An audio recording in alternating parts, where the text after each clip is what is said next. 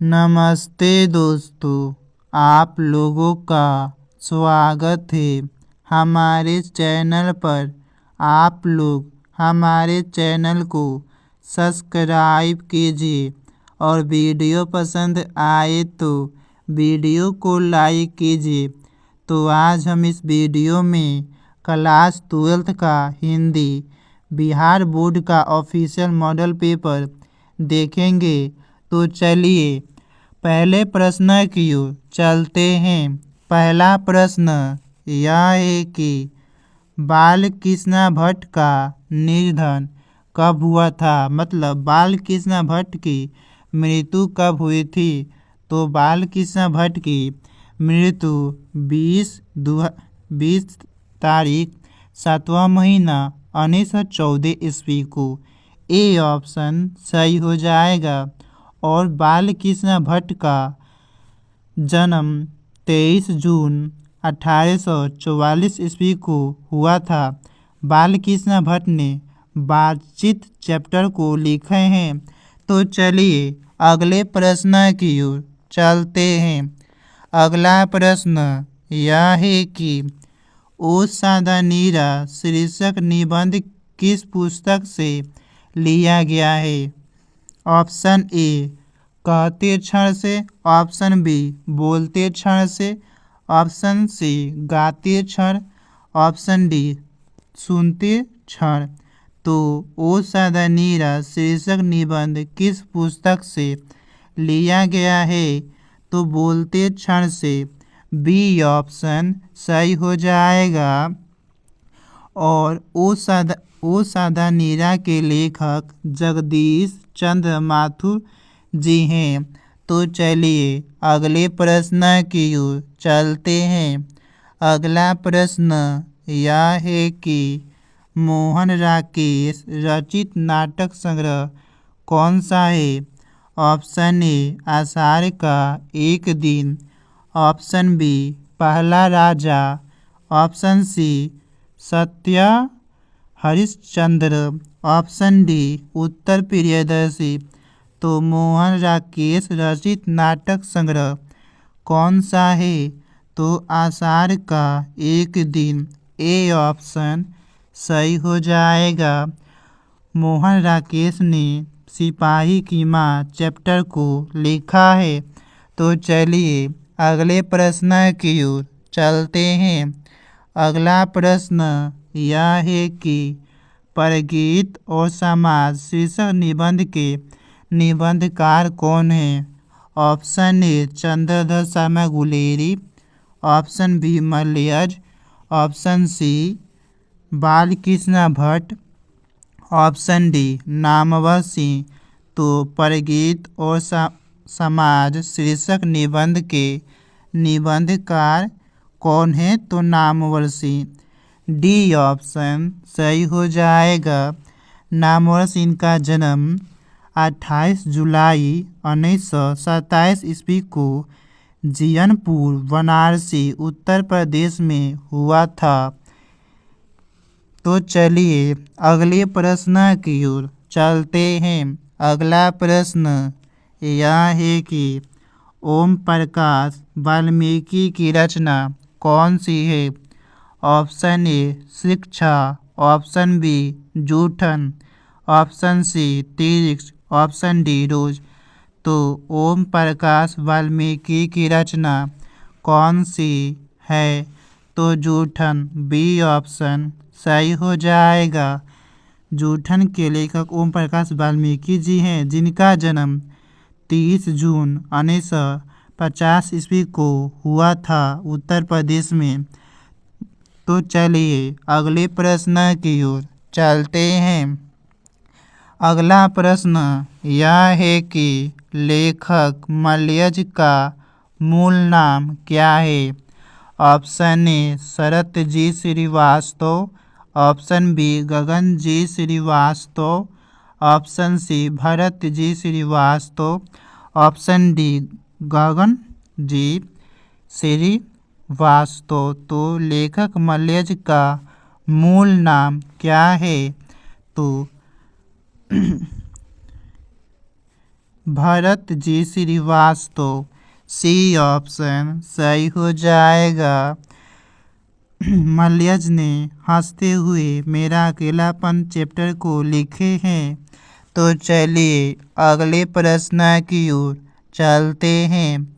अगला प्रश्न यह है कि तिरिक्स कैसी कहानी है।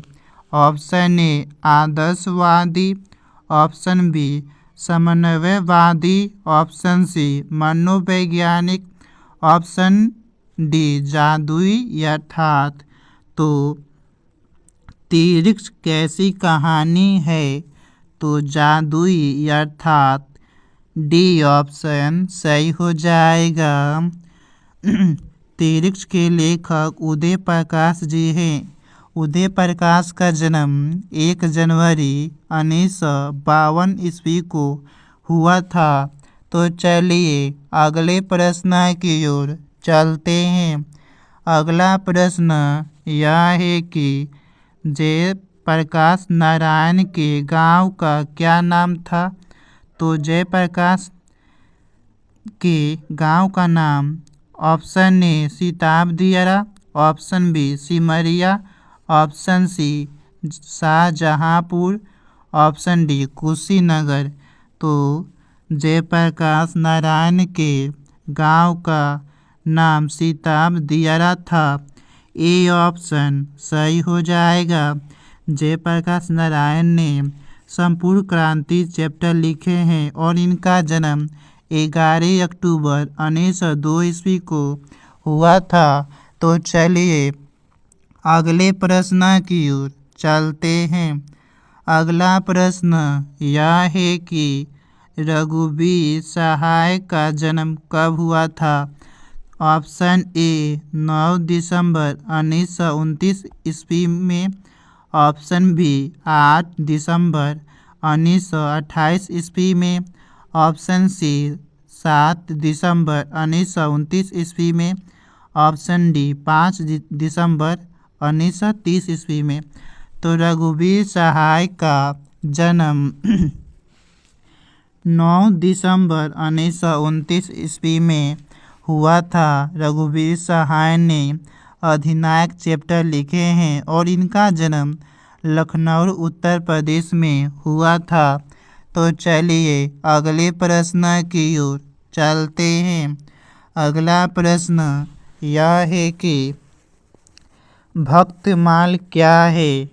ऑप्शन ए माला, ऑप्शन बी भक्त चरित्रों की माला, ऑप्शन सी क्रांतिकारी, ऑप्शन डी देशभक्त। तो भक्तमाल क्या है, तो भक्तमाल एक भक्त चरित्रों की माला है। बी ऑप्शन सही हो जाएगा। तो चलिए अगले प्रश्न की ओर चलते हैं। अगला प्रश्न यह है कि नाभादास का अस्थायी निवास स्थान कहाँ है। Option A Dehradun, option B Mathura, option C Vrindavan, option D Shimla. तो नाभादास का अस्थायी निवास स्थान कहाँ था, तो वृंदावन। सी ऑप्शन सही हो जाएगा। नाभादास 6 चैप्टर लिखे हैं। इनका जन्म 1570 ईस्वी को अनुमानित माना जाता है। तो चलिए अगले प्रश्न की ओर चलते हैं। अगला प्रश्न यह है कि तुलसीदास का जन्म स्थान कहाँ था। Option A Rajapur Banda, option C Rajapur Bhadra, option C Raipur Vinda, option D Rooppur Vinda. तो तुलसीदास का जन्म स्थान कहाँ था, तो राजापुर बांदा। ए ऑप्शन सही हो जाएगा। तुलसीदास का जन्म 1543 ईस्वी में हुआ था और इनका निधन 1663 ईस्वी में हुआ था और इनके माता का नाम हुलसी था और पिता का नाम आत्माराम दुबे था। तो चलिए अगले प्रश्न की ओर चलते हैं। अगला प्रश्न यह है कि पार्वती मंगल किस कवि की रचना है? पार्वती मंगल किस कवि की रचना है? Option A Surdas, option B Tulsidas, option C Jayasi, option D भूसर। तो पार्वती मंगल किस कवि की रचना है? तो तुलसीदास के पिता का नाम आत्माराम दुबे था और माता का नाम हुलसी था। तो चलिए अगले प्रश्न की ओर चलते हैं। अगला प्रश्न यह है कि सूरदास किस शाखा के कवि थे? ऑप्शन ए राम भक्ति शाखा के, ऑप्शन बी कृष्ण भक्ति शाखा के, ऑप्शन सी वैष्णव भक्ति शाखा के, ऑप्शन डी शैव भक्ति शाखा के। तो सूरदास किस शाखा के कवि थे? तो कृष्ण भक्ति शाखा के। बी ऑप्शन सही हो जाएगा। सूरदास का जन्म दिल्ली के निकट सिही नामक ग्राम में हुआ था। तो चलिए अगले प्रश्न की ओर चलते हैं। अगला प्रश्न यह है कि बगावत किसकी रचना है? ऑप्शन ए मालिक मोहम्मद जायसी की, ऑप्शन बी सूरदास की, ऑप्शन सी तुलसीदास की, ऑप्शन डी नाभादास की। तो बगावत किसकी रचना थी? तो मालिक मोहम्मद जायसी की। ए ऑप्शन सही हो जाएगा। मालिक मोहम्मद जायसी रूपहीन थे, एक आँख से नहीं देखते थे और एक कान से नहीं सुनते थे। तो चलिए अगले प्रश्न की ओर चलते हैं। अगला प्रश्न यह है कि तुलसीदास का व्यक्तित्व कैसा था? ऑप्शन ए मृदुभाषी, ऑप्शन बी विनम्र, ऑप्शन सी शांत, ऑप्शन डी उपयुक्त सभी। तो तुलसीदास का व्यक्तित्व कैसा था? तो मृदुभाषी, विनम्र और शांत। डी ऑप्शन सही हो जाएगा। तो चलिए अगले प्रश्न की ओर चलते हैं। अगला प्रश्न यह है कि सूरदास की अभिरुचि किस काम में थी? सूरदास किस काम को करने में किस काम को पसंद करते थे? ऑप्शन ए पर्यटन, ऑप्शन बी सत्संग, ऑप्शन सी कृष्ण भक्ति एवं वैराग्य, ऑप्शन डी उपयुक्त सभी। सूरदास की अभिरुचि किस काम में थी? तो पर्यटन, सत्संग और कृष्ण भक्ति एवं वैराग्य। इसलिए डी ऑप्शन सही हो जाएगा। तो चलिए अगले प्रश्न की ओर चलते हैं। अगला प्रश्न यह है कि जयशंकर प्रसाद के काव्य संकलन का नाम लिखें। तो जयशंकर प्रसाद के काव्य संकलन झरना, लहर, आंसू, ये तीनों सही हो जाएंगे। इसलिए डी ऑप्शन उपयुक्त सभी सही हो जाएगा। जयशंकर प्रसाद ने तुमुल कुलाल कला कृति लिखी है। तो चलिए अगले प्रश्न की ओर चलते हैं। अगला प्रश्न यह है कि जन जन का चेहरा एक शीर्षक कविता के रचयिता कौन है? Option A Gajanan Madhav Muktibodh, option B रघुवीर Sahay, option C Shamsher Bahadur Singh, option D Ashok Vajpeyi. तो जन जन का चेहरा एक शीर्षक कविता के रचयिता कौन है? तो गजानंद माधो मुक्तिबोध। ए ऑप्शन सही हो जाएगा। गजानंद की माँ का नाम, गजानंद माधो मुक्तिबोध की माँ का नाम पार्वती बाई था और पिता का नाम माधव राज मुक्तिबोध है था। तो चलिए अगले प्रश्न की ओर चलते हैं। अगला प्रश्न यह है कि अधिनायक शीर्षक कविता के रचयिता कौन है? Option A Ashok Vajpeyi, option B Gyanendrapati, option C रघुवीर सहाय, ऑप्शन डी विनोद कुमार शुक्ल। तो अधिनायक शीर्षक कविता के रचयिता कौन है? तो रघुवीर सहाय। रघुवीर सहाय के पिता एक शिक्षक थे जिनका नाम हरदेव सहाय था। तो चलिए अगले प्रश्न की ओर चलते हैं। अगला प्रश्न यह है कि जे कृष्णमूर्ति क्या करते थे? तो ऑप्शन ए लिखते थे, ऑप्शन बी बोलते थे, ऑप्शन सी बोलते और लिखते थे, ऑप्शन डी गाते थे। तो जे कृष्णमूर्ति क्या करते थे? तो बोलते थे और लिखते थे। सी ऑप्शन सही हो जाएगा।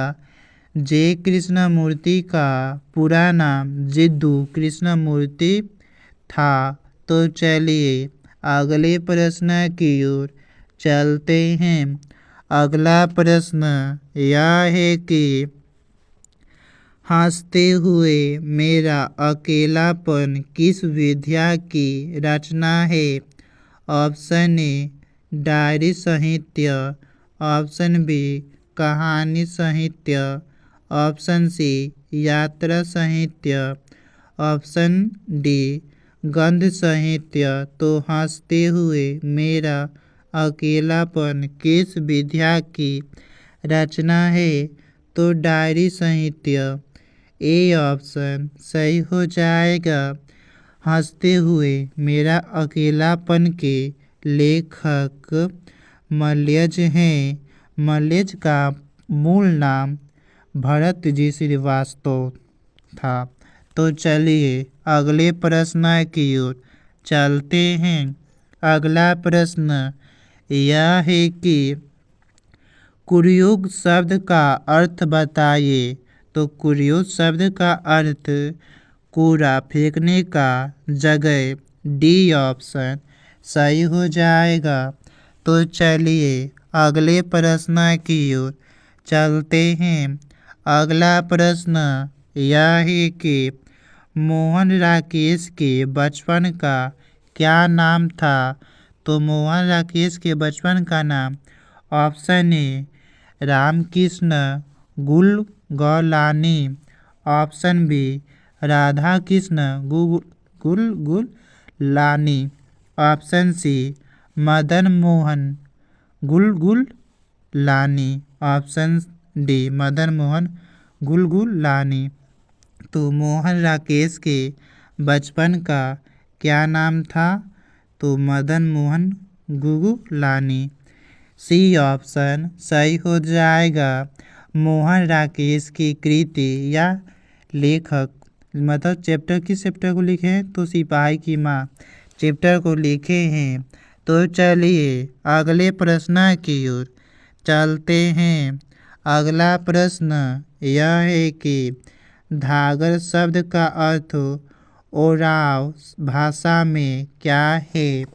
ऑप्शन ए भारे का मजदूर, ऑप्शन बी मिट्टी ढोने वाला मजदूर, ऑप्शन सी लकड़ी ढोने वाले मजदूर, ऑप्शन डी मजदूर। तो धागर शब्द का अर्थ ओराव भाषा में भारे का मजदूर होता है। ए ऑप्शन सही हो जाएगा। तो चलिए अगले प्रश्न की ओर चलते हैं। अगला प्रश्न यह है कि बातचीत से मन किस प्रकार का हो जाता है। ऑप्शन ए भारी और बोझिल, ऑप्शन बी हल्का और स्वच्छ, ऑप्शन सी मेला कुचेला, ऑप्शन डी क्रोधपूर्ण। तो बातचीत से मन किस प्रकार का हो जाता है। तो हल्का और स्वच्छ, बी ऑप्शन सही हो जाएगा। बातचीत के लेखक बालकृष्ण भट्ट हैं।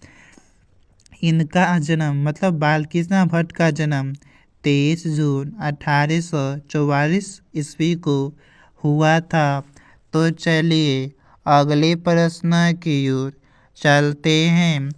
अगला प्रश्न यह है कि उसने कहा था कहानी कितने भागों में बटी है या विभक्त है।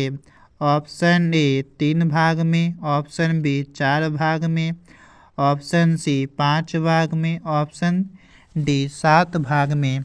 तो उसने कहा था कहानी कितने भागों में बटी है। तो 5 भागों में, सी ऑप्शन सही हो जाएगा।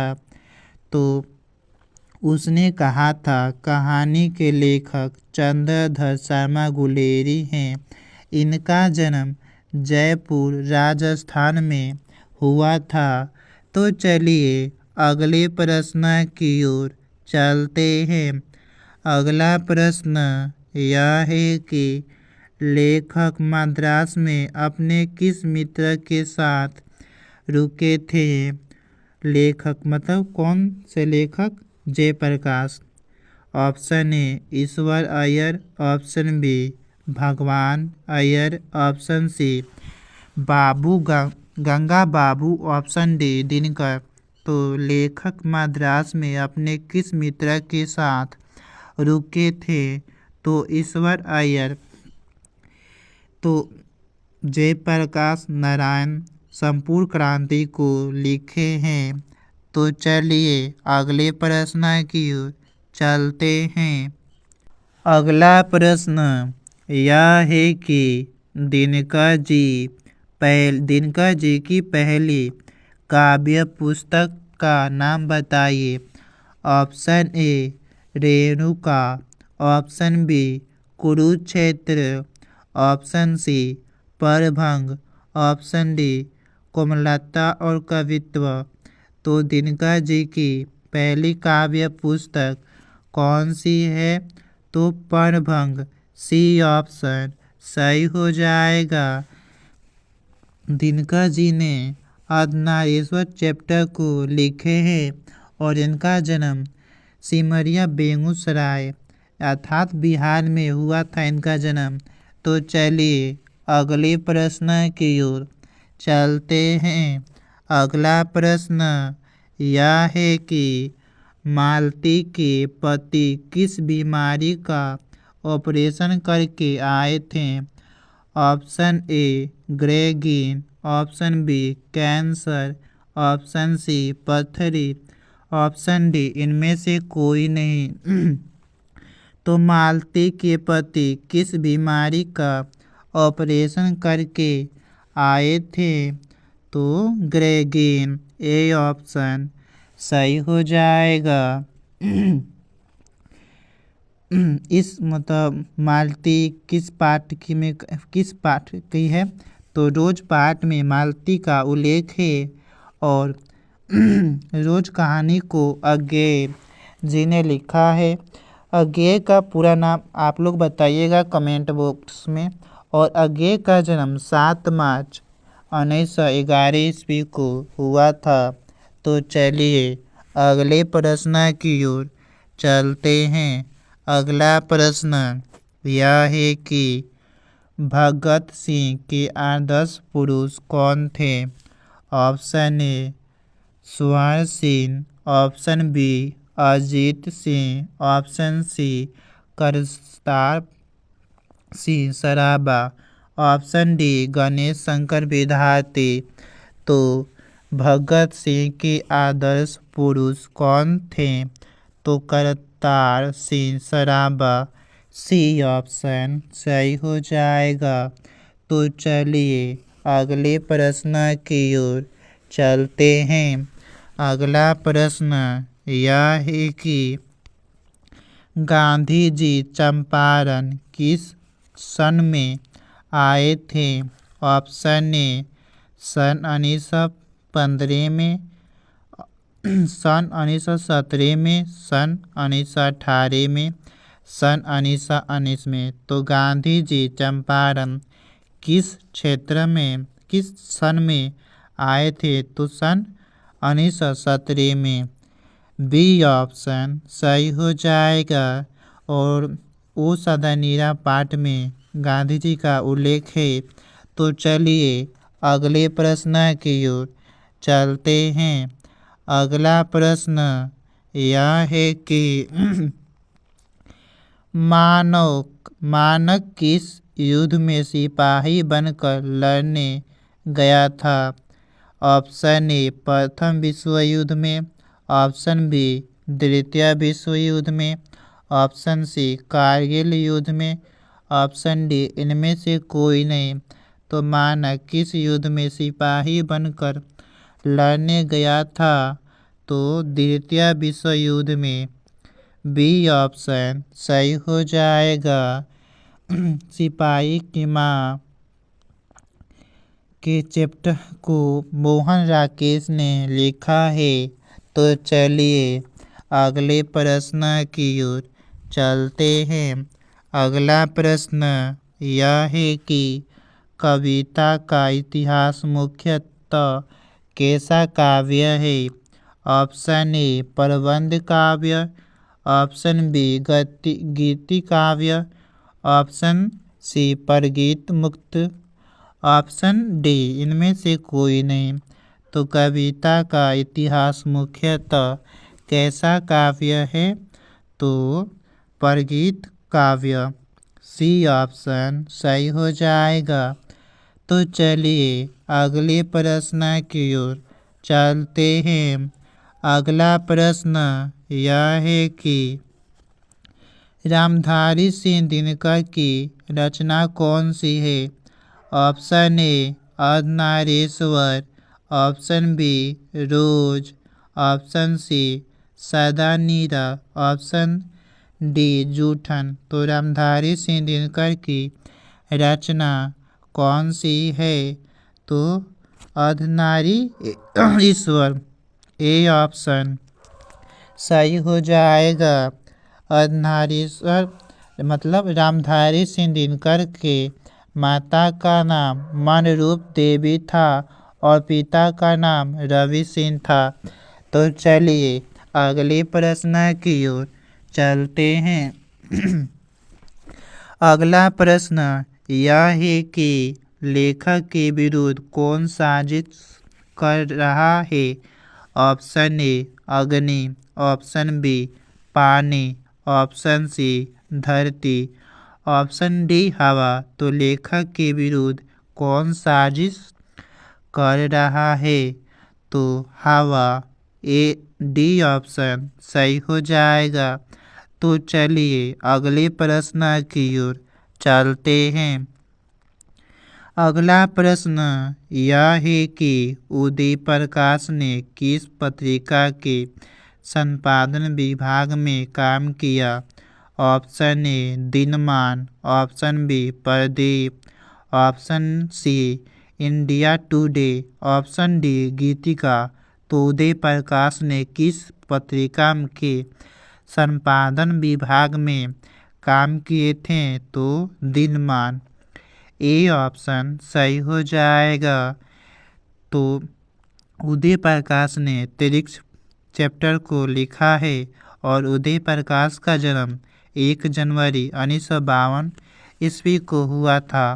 तो चलिए अगले प्रश्न की ओर चलते हैं। अगला प्रश्न यह है कि लेखक के अनुसार संपूर्ण विश्व किस ओर अग्रसर हो रहा है? ऑप्शन ए नाश की ओर, ऑप्शन बी विकास की ओर, ऑप्शन सी प्रतिस्पर्धा की ओर, ऑप्शन डी इनमें से कोई नहीं। तो लेखक के अनुसार संपूर्ण विश्व किस ओर अग्रसर हो रहा है? तो नाश की ओर। ए ऑप्शन सही हो जाएगा। तो चलिए अगले प्रश्न की ओर चलते हैं। अगला प्रश्न यह है कि जायसी का जन्म 1492 ईस्वी में किस गांव में हुआ था? ऑप्शन ए अमेठी में, ऑप्शन बी जायस नामक ग्राम में, ऑप्शन सी मध्य प्रदेश के एक गांव में, ऑप्शन डी गुजरात के एक गांव में। तो जायसी का जन्म 1492 ईस्वी में किस गांव में हुआ था? तो जायस नामक ग्राम में। बी ऑप्शन सही हो जाएगा। तो चलिए अगले प्रश्न की ओर चलते हैं। अगला प्रश्न यह है कि प्रस्तुत प्रथम पद में कृष्णा को किसकी सूचना दी जा रही है? ऑप्शन ए दोपहर होने की, ऑप्शन बी रात्रि होने की, ऑप्शन सी भोर होने की, ऑप्शन डी किसी की भी नहीं। तो प्रस्तुत प्रथम पद में कृष्णा को किसकी सूचना दी जा रही है? तो भोर होने की। सी ऑप्शन सही हो जाएगा। और यह सूरदास के पद से आया है। तो चलिए अगले प्रश्न की ओर चलते हैं। अगला प्रश्न यह है कि दूसरे पद में भीख मांगते भिखारी के रूप में किसका परिचय दिया गया है? ऑप्शन ए तुलसीदास का, ऑप्शन बी भगवान श्री राम का, ऑप्शन सी सीता जी का, ऑप्शन डी लक्ष्मण का। तो दूसरे पद में भीख मांगते हुए भिखारी के रूप में किसका परिचय दिया गया है? तो तुलसीदास का। ए ऑप्शन सही हो जाएगा। तो चलिए अगले प्रश्न की ओर चलते हैं। अगला प्रश्न यह है कि छपे कितनी पंक्तियों का छंद होता है? Option A 4, option B 5, option C 6, option D 7। तो छपे कितनी पंक्तियों का छंद होता है? तो 6। सी ऑप्शन सही हो जाएगा। छपे के लेखक नाभादास हैं, जिनका जन्म 1570 ईस्वी में अनुमानित माना जाता है। तो चलिए अगले प्रश्न की ओर चलते हैं। अगला प्रश्न यह है कि कवित्त रस के द्वितीय पद में किस रस की अभिव्यंजना हुई है? ऑप्शन ए श्रृंगार रस की, ऑप्शन बी करुण रस की, ऑप्शन सी विभत्सता रस की, ऑप्शन डी वीर रस की। तो कवित्त रस के द्वितीय पद में किस रस की अभिव्यंजना हुई है? तो विभत्सता रस की। सी ऑप्शन सही हो जाएगा। तो चलिए अगले प्रश्न की ओर चलते हैं। अगला प्रश्न यह है कि तुमुल कोलाहल कला में प्रसाद की किस रचना से ली गई है? ऑप्शन ए कामयानी, ऑप्शन बी झरना, ऑप्शन सी आंसू, ऑप्शन डी चित्तधार। तो तुमुल कोलाहल कला में प्रसाद की किस रचना से ली गई है? तो कामयानी। ए ऑप्शन सही हो जाएगा। और तुमुल कोलाहल कला के लेखक जयशंकर प्रसाद हैं और इनका जन्म वाराणसी में हुआ था। तो चलिए अगले प्रश्न की ओर चलते हैं। अगला प्रश्न यह है कि कवयित्री सुभद्रा कुमारी चौहान का जन्म कब और कहाँ हुआ था? ऑप्शन ए 4 अगस्त 1904 ईस्वी इलाहाबाद उत्तर प्रदेश में। ऑप्शन बी 16 अगस्त 1905 ईस्वी इलाहाबाद उत्तर प्रदेश। ऑप्शन सी 16 अक्टूबर 1904 फर्रुखाबाद उत्तर प्रदेश। ऑप्शन डी 16 अक्टूबर 1924 ईस्वी मुरादाबाद उत्तर प्रदेश। तो कवयित्री सुभद्रा कुमारी चौहान का जन्म कब और कहाँ हुआ था? तो ए ऑप्शन 4 अगस्त 1904 ईस्वी को इलाहाबाद उत्तर प्रदेश में हुआ था। तो चलिए अगले प्रश्न की ओर चलते हैं। अगला प्रश्न सुभद्रा कुमारी चौहान ने पुत्रव्यूह चैप्टर को लिखा है। अगला प्रश्न यह है कि प्रातः काल का नभ कैसा था? ऑप्शन ए धुंधला। ऑप्शन बी नीले राख के समान। ऑप्शन सी लाल कमल के समान। ऑप्शन डी इनमें से कोई नहीं। तो प्रातः काल का नभ कैसा था? तो नीले राख के समान। बी ऑप्शन सही हो जाएगा। तो चलिए अगले प्रश्न की ओर चलते हैं। अगला प्रश्न यह है कि मुक्ति बोध ने कब से द्विविधन महाविद्यालय में प्राध्यापक पद पर काम करना शुरू किए थे? तो सन 1958 ईस्वी से। और मुक्ति बोध ने जन जन का चेहरा एक चैप्टर को लिखे हैं। तो चलिए अगले प्रश्न की ओर चलते हैं। अगला प्रश्न यह है कि रघुवीर सहाय ने किस विश्वविद्यालय से स्नातक कोर्स मतलब MA किया? ऑप्शन ए आगरा विश्वविद्यालय आगरा। ऑप्शन सी इलाहाबाद विश्वविद्यालय इलाहाबाद। ऑप्शन सी कानपुर विश्वविद्यालय कानपुर। ऑप्शन डी लखनऊ विश्वविद्यालय लखनऊ। तो रघुवीर सहाय ने किस विश्वविद्यालय में स्नातक कोर्स MA किया थे? तो लखनऊ विश्वविद्यालय लखनऊ। डी ऑप्शन सही हो जाएगा। रघुवीर सहाय ने अधिनायक चैप्टर को लिखे हैं। तो चलिए अगले प्रश्न की ओर चलते हैं। अगला प्रश्न यह है कि निम्नलिखित में से कौन सा पुरस्कार सम्मान विनोद कुमार शुक्ल को नहीं प्रदान किया गया है? ऑप्शन ए रघुवीर सहाय स्मृति पुरस्कार। ऑप्शन बी पहल सम्मान। ऑप्शन सी साहित्य अकादमी पुरस्कार। ऑप्शन डी दयानंद मोदी कवि शेखर सम्मान। तो निम्नलिखित में से कौन सा सम्मान पुरस्कार विनोद कुमार शुक्ल को नहीं दिया गया है? तो पहल सम्मान। बी ऑप्शन सही हो जाएगा।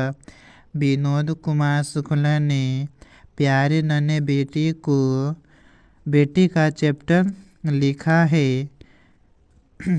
और इनका जन्म 1 जनवरी 1937 ईस्वी को हुआ था। तो चलिए अगले प्रश्न की ओर चलते हैं। अगला प्रश्न यह है कि हार जीत कविता में किसका प्रश्न उठाया गया है। ऑप्शन ए हार का, ऑप्शन बी जीत का, ऑप्शन सी हार और जीत का, ऑप्शन डी इनमें से कोई नहीं। तो हार जीत कविता में किसका प्रश्न उठाया गया है? तो हार और जीत का सी ऑप्शन सही हो जाएगा। हार जीत कविता के लेखक अशोक वाजपेयी हैं और इनका जन्म 16 जनवरी 1941 ईस्वी को हुआ था।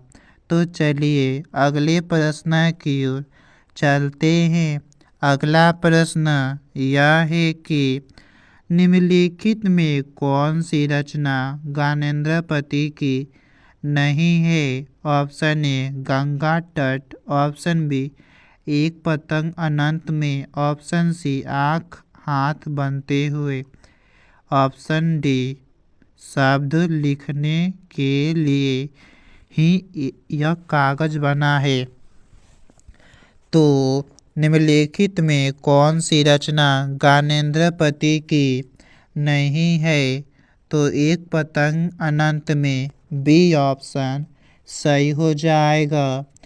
तो चलिए अगले प्रश्न की ओर चलते हैं। अब यहाँ से व्याकरण का ऑब्जेक्टिव प्रश्न चालू होगा। 50 ऑब्जेक्टिव प्रश्न किताब से बुक से रहता है और 50 ऑब्जेक्टिव प्रश्न जो कि व्याकरण से रहता है। तो चलिए देखते हैं प्रश्न को।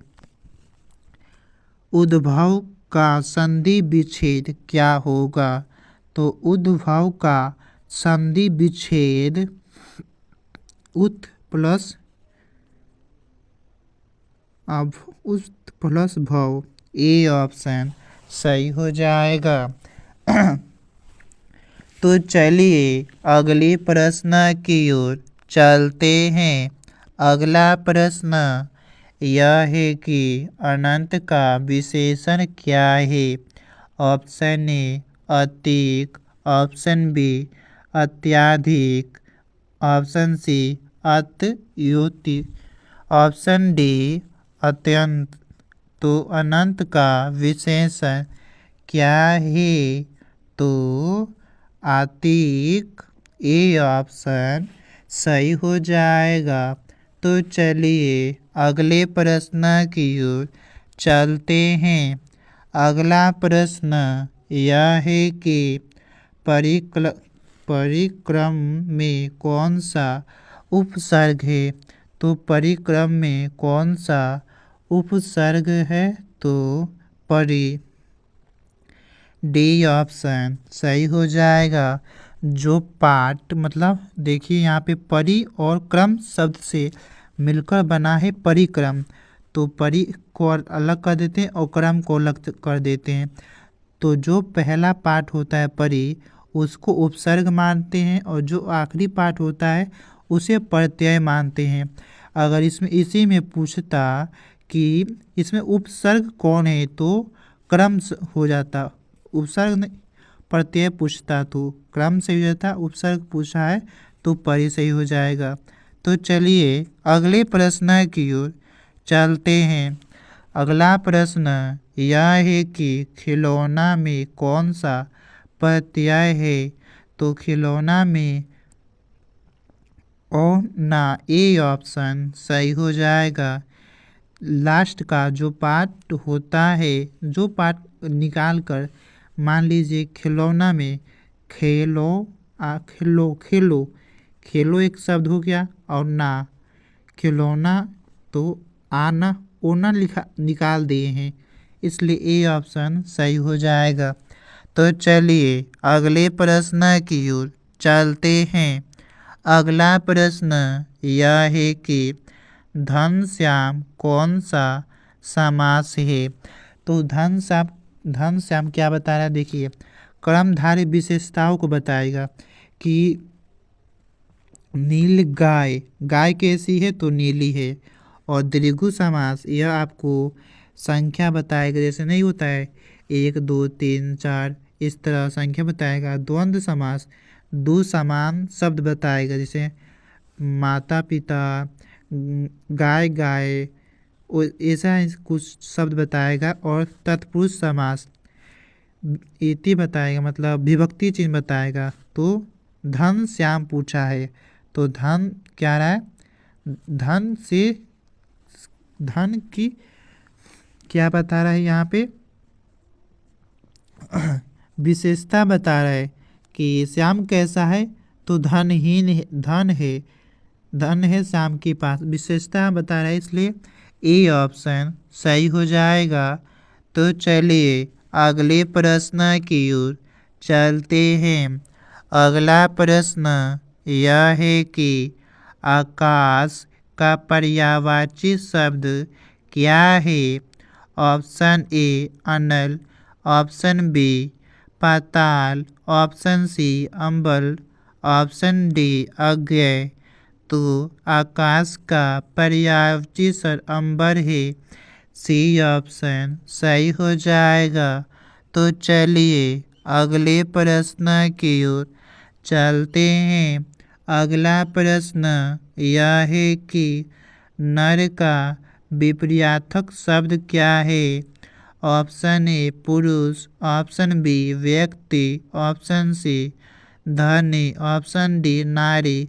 तो नर का विपर्यार्थक शब्द कौन है, तो नारी, डी ऑप्शन सही हो जाएगा। तो चलिए अगले प्रश्न की ओर चलते हैं। अगला प्रश्न यह है कि जिस नारी की बोली कठोर हो, तो उसे हम क्या लोग, जिस नारी की बोली अगर कठोर होगी तो उसे क्या कहेंगे, कर्कश करिए महिला, इस तरह बोलेंगे। तो वही हो जाएगा सी ऑप्शन सही। तो चलिए अगले प्रश्न की ओर चलते हैं। अगला प्रश्न यह है कि घी के दिए जलाना मुहावरे का क्या अर्थ है। ऑप्शन ए रोशनी करना, ऑप्शन बी मन मचल होना, ऑप्शन सी आनंद मनाना, ऑप्शन डी दिवाली मनाना। तो घी के दिए मुहावरे का अर्थ आनंद मनाना, सी ऑप्शन सही हो जाएगा। तो चलिए अगले प्रश्न की ओर चलते हैं। अगला प्रश्न यह है कि ऋग्वेद का संधि विच्छेद क्या है। तो ऋग्वेद का संधि विच्छेद ऋक प्लस द, डी ऑप्शन सही हो जाएगा। तो चलिए अगले प्रश्न की ओर चलते हैं। अगला प्रश्न यह है कि 29 में कौन सा उपसर्ग है। तो मैं आप लोगों को बताया हूँ कि जो पहला पार्ट होता है वह उपसर्ग होता है, जो पीछे का लास्ट का पार्ट होता है उसे प्रत्यय कहते हैं। तो देखिए 29 में कौन सा उपसर्ग है, तो उन, सी ऑप्शन सही हो जाएगा। अगर इसी में पूछता कि कौन प्रत्यय है, तो 30 सही हो जाता। तो चलिए अगले प्रश्न की ओर चलते हैं। अगला प्रश्न यह है कि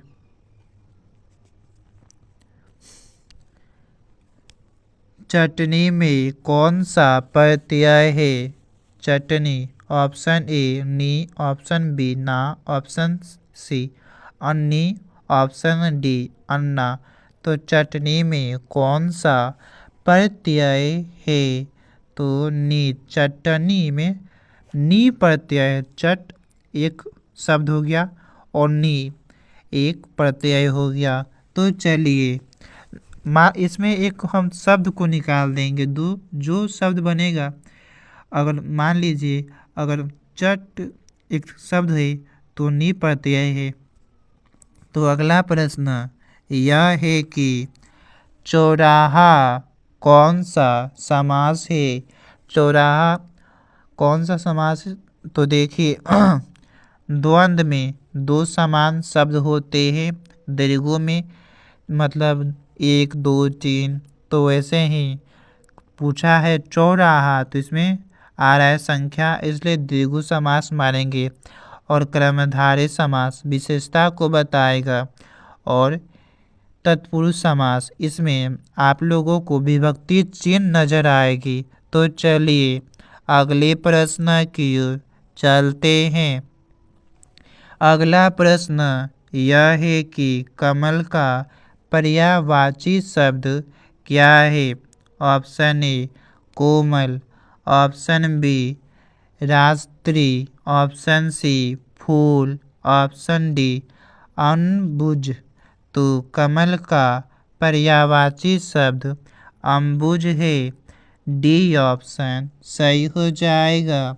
तो चलिए अगले प्रश्न की ओर चलते हैं। अगला प्रश्न यह है कि शयन का संधि विच्छेद क्या है? तो शयन का संधि विच्छेद से प्लस अन है। सी ऑप्शन सही हो जाएगा। तो चलिए अगले प्रश्न की ओर चलते हैं। अगला प्रश्न यह है कि हिमालय शब्द कौन सा संज्ञा है? तो देखिए हिमालय एक नाम है और नाम किस संख्या में आएगा? तो व्यक्ति में आएगा, व्यक्तिवाचक संख्या। बी ऑप्शन सही हो जाएगा। जातिवाचक में किसी जाति का बोध होता है और भाववाचक में किसी का भाव प्रकट होता है कि वह लड़का दुखी है, खुश है। ऐसा ही समूहवाचक में किसी का मतलब मीटिंग, संत इति बैठक जो बुलाई जाती है वैसा हो जाएगा। तो चलिए अगले प्रश्न की ओर चलते हैं। अगला प्रश्न यह है कि अहंकार शब्द का संधि विच्छेद क्या होगा? तो अहंकार शब्द का संधि विच्छेद अहंकार, अहकार। बी ऑप्शन सही हो जाएगा। तो चलिए अगले प्रश्न की ओर चलते हैं। अगला प्रश्न यह है कि भाषा शब्द का लिंग निर्णय कीजिए। भाषा कौन सा शब्द है? स्त्रीलिंग है, पुल्लिंग है, उभयलिंग है या इनमें से कोई है ही नहीं। तो भाषा शब्द का लिंग निर्णय स्त्रीलिंग है। ए ऑप्शन सही हो जाएगा। तो चलिए अगले प्रश्न की ओर चलते हैं। अगला प्रश्न यह है कि अग्रज शब्द का विलोम क्या है? ऑप्शन ए अनु, ऑप्शन बी अनुज, ऑप्शन सी छोटा, ऑप्शन डी पीछे। तो अग्रज शब्द का विलोम अग्रज जो होता है बड़ा होता है और अनुज छोटा होता है। तो बी ऑप्शन सही हो जाएगा। तो चलिए अगले प्रश्न की ओर चलते हैं। अगला प्रश्न यह है कि अग्नि शब्द का पर्यायवाची क्या होगा? ऑप्शन ए अनल, ऑप्शन बी अम्बक, ऑप्शन सी अम्बज, ऑप्शन डी अंगार। तो अग्नि शब्द का पर्यायवाची शब्द क्या होगा? तो अनल। ए ऑप्शन सही हो जाएगा। तो चलिए अगले प्रश्न की ओर चलते हैं। अगला प्रश्न यह है कि भार शब्द का प्रत्यय क्या है? भार शब्द में इसमें प्रत्यय को ढूंढना है, एक शब्द को बनाकर दूसरा शब्द को ढूंढना है। ऑप्शन ए आ, ऑप्शन बी अ, ऑप्शन सी र, ऑप्शन डी अ। तो भार शब्द का प्रत्यय क्या है? तो अ। बी ऑप्शन सही हो जाएगा। तो चलिए अगले प्रश्न की ओर चलते हैं। अगला प्रश्न यह है कि जिसका आशय महान हो के लिए एक शब्द क्या है? प्रश्न क्या है? जिसका आशय महान हो के लिए एक शब्द पूछा है कि उसे क्या कहते हैं, तो महाशय। डी ऑप्शन सही हो जाएगा। तो चलिए अगले प्रश्न की ओर चलते हैं। अगला प्रश्न यह है कि ओज शब्द का विशेषण क्या है? ऑप्शन ए ओजस्वी, ऑप्शन बी ओजस, ऑप्शन सी ओजत, ऑप्शन डी ओजयुक्त। तो ओज शब्द का विशेषण क्या होगा? तो ओजस्वी। ए ऑप्शन सही हो जाएगा। तो चलिए अगले प्रश्न की ओर चलते हैं। अगला प्रश्न यह है कि प्रतिकूल में कौन सा उपसर्ग है? ऑप्शन ए परि, ऑप्शन बी प्रति, ऑप्शन सी प्र, ऑप्शन डी परा। तो प्रतिकूल में कौन सा उपसर्ग है? तो प्रति। कुल देखिए यहाँ पे एक शब्द को निकाल देते हैं प्रति शब्द को बनाकर। तो एक शब्द प्रति हो गया और कुल एक शब्द हो गया, इसलिए कुल को अलग कर देते हैं और प्रति को अलग कर देते हैं। तो प्रति उपसर्ग हो जाएगा और कुल प्रत्यय हो जाएगा। तो चलिए अगले प्रश्न की ओर चलते हैं। अगला प्रश्न यह है कि सर्वनाम के कितने प्रकार होते हैं? तो सर्वनाम के 6 प्रकार होते हैं। सी ऑप्शन सही हो जाएगा। तो चलिए अगले प्रश्न की ओर चलते हैं। अगला प्रश्न यह है कि तेल शब्द, तेल कौन सा शब्द है, कौन सा संज्ञा है? ऑप्शन ए भाववाचक संज्ञा, ऑप्शन बी द्रव्यवाचक संज्ञा, ऑप्शन सी समूहवाचक संज्ञा, ऑप्शन डी जातिवाचक संज्ञा। तो तेल शब्द पूछा है तो द्रव्यवाचक संज्ञा होगा। अगर किसी का भाव प्रकट होता, जैसे कि वह लड़का दुखी है, वह लड़का खुश है कि कैसा है, भाव प्रकट होता तो उसे भाववाचक संज्ञा मानते हैं। समूहवाचक जिससे में किसी का मीटिंग हो, मेला हो या बाजार हाट हो, वो उसको बोलते हैं समूहवाचक। जातिवाचक जिसमें जाति का बोध हो। तो चलिए अगले प्रश्न की ओर चलते हैं। अगला प्रश्न यह है कि पाप मुक्त समास कौन सा है? तो पाप मुक्त समास, इनमें से आपको ढूंढना है कि पाप मुक्त समास कौन सा है।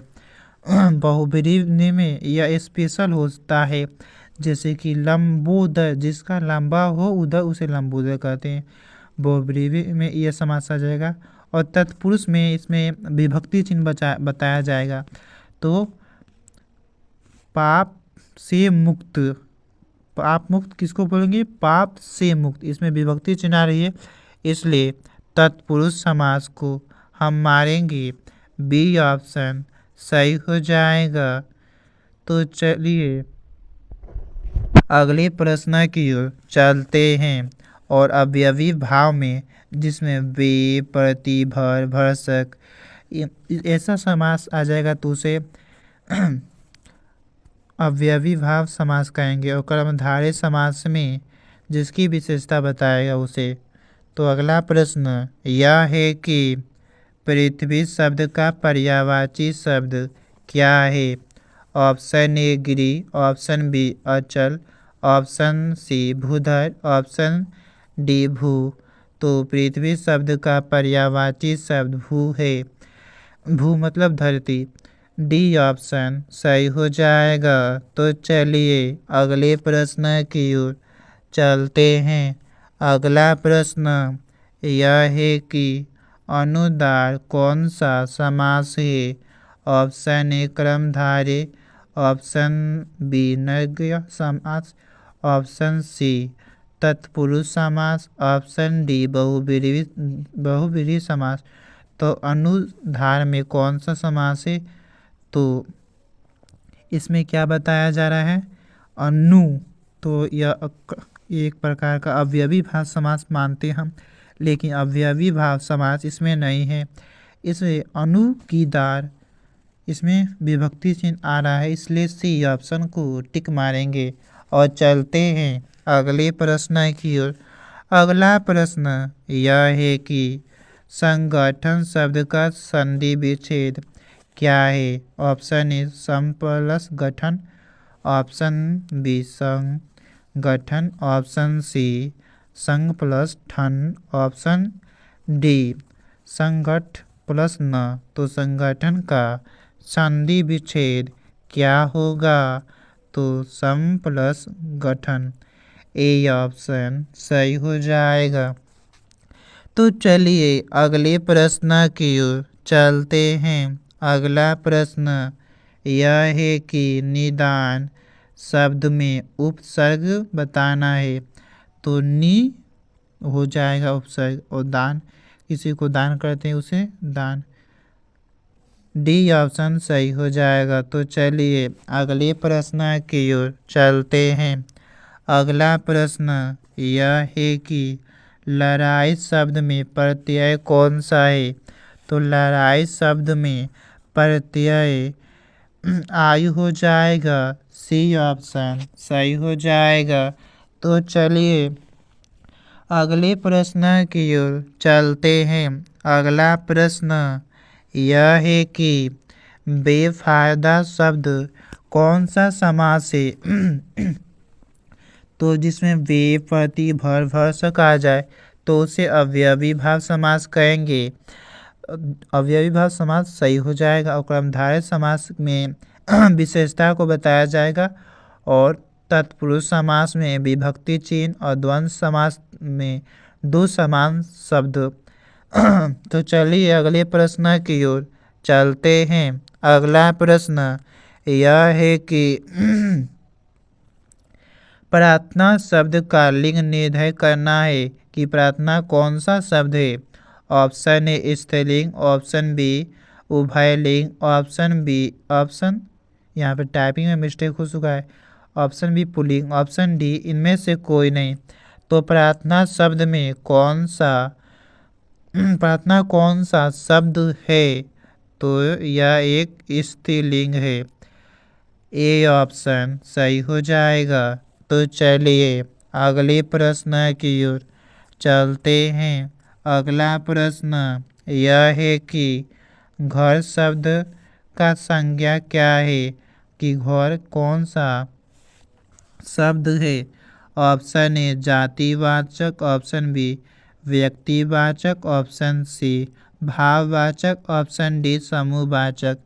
तो घर कौन सा शब्द है? तो यह एक प्रकार का जातिवाचक संज्ञा है, ए ऑप्शन सही हो जाएगा। तो चलिए अगले प्रश्न की ओर चलते हैं। अगला प्रश्न यह है कि लघुता शब्द में कौन सा प्रत्यय है? तो लघुता शब्द में प्रत्यय ताव सही हो जाएगा, बी ऑप्शन सही हो जाएगा।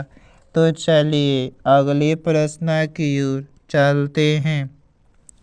अगला प्रश्न यह है कि पिता शब्द का विशेषण क्या होगा?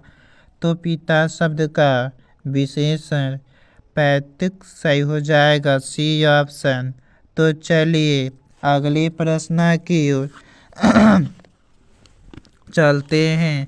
अगला प्रश्न यह है कि पिता शब्द, यह तो हो चुका है, अगला प्रश्न की ओर चलते हैं। अगला प्रश्न यह है कि संख्यावाचक विशेषण है, इनमें से कौन सा संख्यावाचक विशेषण है? ऑप्शन ए कोई, ऑप्शन बी कुछ, ऑप्शन सी थोड़ा, ऑप्शन डी 20। तो संख्यावाचक विशेषण कौन सा है? 20, डी ऑप्शन सही हो जाएगा, इसमें संख्या का बोध है। तो चलिए अगले प्रश्न की ओर चलते हैं। अगला प्रश्न यह है कि जिसके शेखर पर चंद्र हो के लिए एक शब्द क्या कहेंगे? जिसके शिखर पर चंद्र हो उसके लिए एक शब्द चंद्रशेखर हो जाएगा, सी ऑप्शन।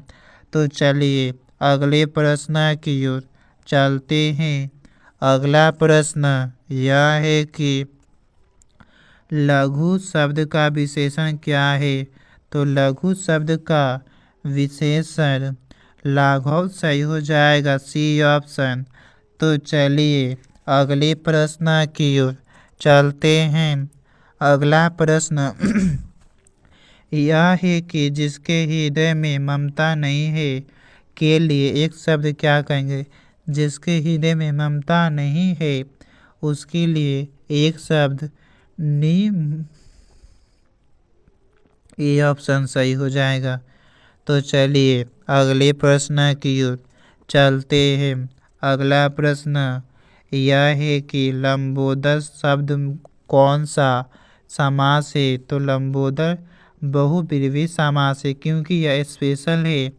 तो चलिए अगले प्रश्न की ओर चलते हैं। अगला प्रश्न यह है कि सोमवार कौन सा संज्ञा है। तो सोमवार एक नाम है इसलिए व्यक्तिवाचक संज्ञा हो जाएगा, बी ऑप्शन सही हो जाएगा। तो चलिए अगले प्रश्न की ओर चलते हैं। अगला प्रश्न यह है कि जो स्त्री अभिनय करे के लिए एक शब्द क्या है। तो अभिनेत्री, बी ऑप्शन सही हो जाएगा। अगला प्रश्न यह है कि मनोयोग शब्द का संधि विच्छेद क्या होगा। तो मनोयोग शब्द का संधि विच्छेद मन प्लस योग सही हो जाएगा। तो चलिए अगले प्रश्न की ओर चलते हैं। अगला प्रश्न यह है कि दांत दिखाना मुहावरे का अर्थ क्या है।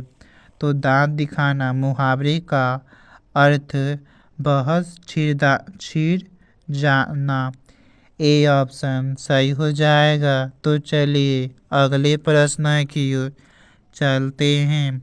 अगला प्रश्न यह है कि लेन देन कौन सा समास है। तो लेन देन पूछा है, देखिए लेन और देन कौन सा समास है। तो द्वंद्व, इसमें दो समान शब्द आ रहा है इसलिए इसे द्वंद्व समास मानेंगे। तो चलिए अगले प्रश्न की ओर चलते हैं। अगला प्रश्न यह है कि छठी का दूध याद आना मुहावरे का क्या अर्थ है। तो छठी का दूध याद आना मुहावरे का अर्थ बुरा हाल होना, ए ऑप्शन सही हो जाएगा। तो चलिए अगले और आखिरी प्रश्न की ओर। नाखून शब्द का लिंग निर्णय कीजिए कि नाखून कौन सा शब्द है। तो नाखून पुल्लिंग है, बी ऑप्शन सही हो जाएगा।